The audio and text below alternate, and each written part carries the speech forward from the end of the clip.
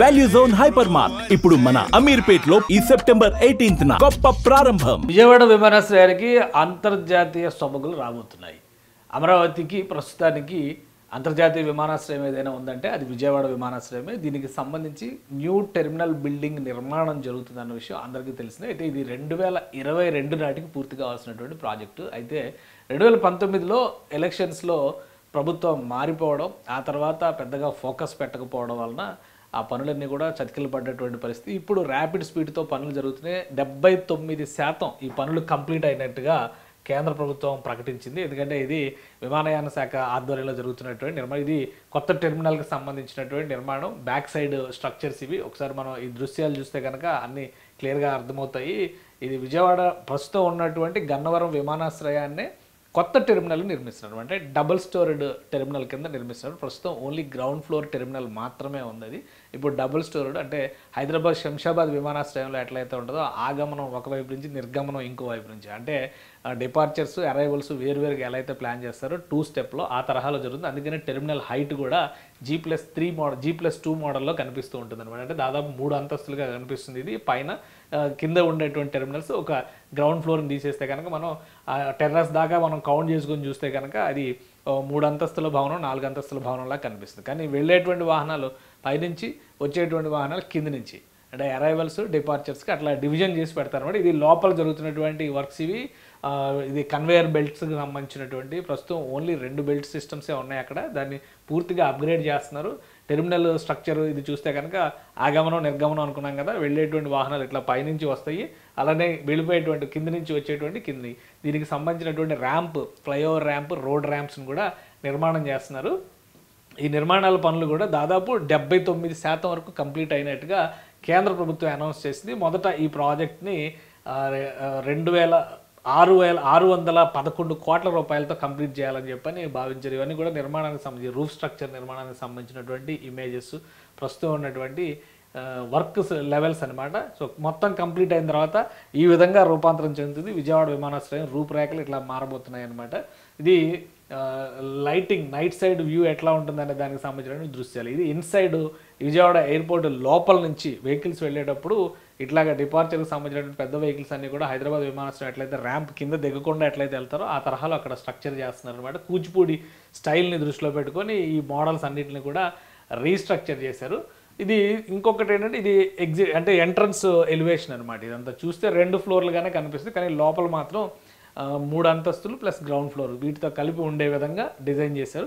అంతర్జాతీయ స్థాయి విమానాశ్రయాలకి ఏమాత్రం తీసిపోకుండా డిజైన్. ఇది ఏదో విమానాశ్రయం, విజయవాడ విమానాశ్రయం మీద ప్రత్యేకమైన ప్రేమతో చేశారని మాత్రం అనుకోదు. ఎందుకంటే దేశవ్యాప్తంగా ఉడాన్ యోజనలో భాగంగా అనేక టైర్ 2 సిటీస్లో విమానాశ్రయాల అప్గ్రేడేషన్ అనేది కేంద్ర ప్రభుత్వం ఒక లక్ష్యంతో ప్రారంభించింది. ఇది 2016-17 నుంచి మొదలైంది. ఆ క్రమంలోనే అనేక విమానాశ్రయాల్ని అప్గ్రేడ్ చేస్తూ వచ్చారు. సో విజయవాడ విమానాశ్రయాన్ని కూడా అప్పుడు అప్గ్రేడ్ చేయాలని చెప్పి డిసైడ్ చేశారు. దీంతోపాటు అమరావతి అంతర్జాతీయ విమానాశ్రయం అనేది వేరే కాన్సెప్ట్ అవుతుంది అది.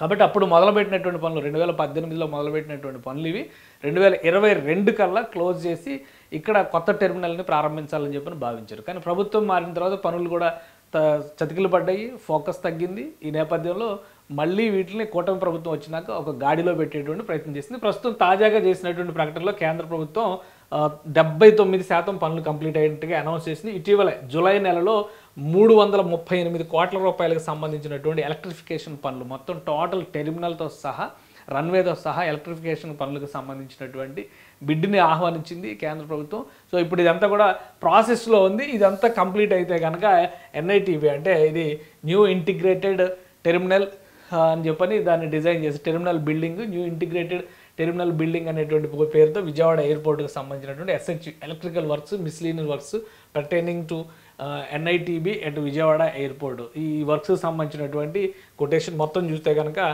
338 కోట్ల రూపాయల పనుల్ని అలాట్ చేశారు. ఈ పనులన్నీ కూడా శరవేగంగా సాగుతున్నాయి. సో మొత్తం కనుక కంప్లీట్ అవ్వాలనేటువంటి టార్గెట్ విషయంలో కేంద్ర ప్రభుత్వం చెప్పినటువంటి అంచనా ప్రకారం చూస్తే కనుక ప్రస్తుతం ఉన్నటువంటి రూఫ్ స్ట్రక్చర్ ఇవన్నీ చూస్తే ఫైనల్ ఫినిషింగ్ స్ట్రక్చర్ రావడానికి, ఈ రూపంలో కనిపించడానికి ఈ సంవత్సరం డిసెంబర్ వరకు 2025 డిసెంబర్ వరకు వెయిట్ చేయాల్సి ఉంటుంది. 2025 డిసెంబర్లో ఈ కొత్త స్ట్రక్చర్ని ప్రారంభించేందుకు కావాల్సినటువంటి ప్రణాళికలను సిద్ధం చేస్తున్నట్టుగా కేంద్ర ప్రభుత్వం చెప్పింది. అలానే విజయవాడ ఏదో అమరావతి కోసం చేస్తున్నారని మాత్రం అనుకోవద్దు. రాజమండ్రి ఎయిర్పోర్ట్కి సంబంధించినటువంటిది కూడా రాజమండ్రి ఎయిర్పోర్ట్కి సంబంధించిన టెర్మినల్ని కూడా అప్గ్రేడ్ చేస్తున్నారు. దీంతోపాటు కడపకి సంబంధించినటువంటి టెర్మినల్ని కూడా అప్గ్రేడ్ చేస్తున్నారు. ఈ 2 పనులు కూడా జరుగుతున్నాయి. కడపకి సంబంధించినటువంటి పనులు కేవలం 20% పనుల వరకే కంప్లీట్ అయినట్టుగా కేంద్ర ప్రభుత్వం చెప్తుంది. రాజమండ్రికి సంబంధించి 50% వర్క్స్ కంప్లీట్ అయినట్టుగా చెబుతున్నారు. సో మొత్తం మీద రాజమండ్రి ఎయిర్పోర్ట్ పనులు కూడా స్పీడప్ చేసి ఈ సంవత్సరాంతం కల్లా ముగించాలని చెప్పని ఒక ప్రణాళికను సిద్ధం చేసుకున్నారు.